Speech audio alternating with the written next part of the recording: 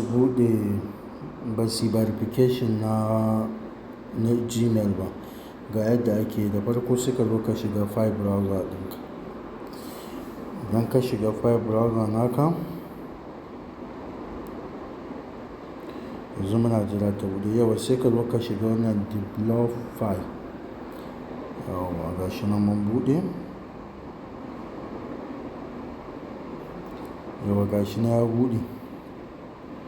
Sai da haka sai ka yi ƙasa nan gurin.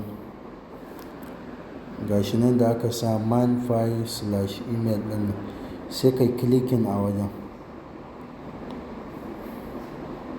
To kun ga ya buɗe maka, ya ce ka saka email ɗinka.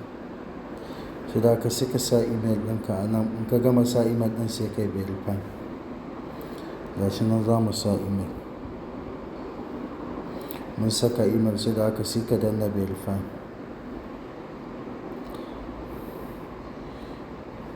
Shi kenan, yanzu ga shi nan sun ce mana mu je mu duba, sun tura mana da saƙo.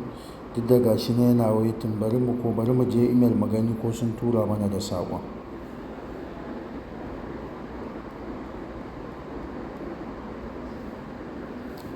Yawa kun ga shi nan sun turo mana ga saƙo nan ya shigo. Sai da haka sai ka buɗe shi.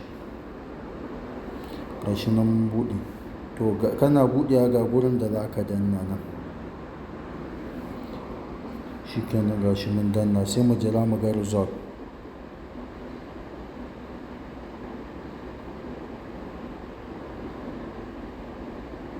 Shi kenan, kun gani sun ce mana email verification successful. Shi kenan, kowa haka zai yi, mun gama kenan.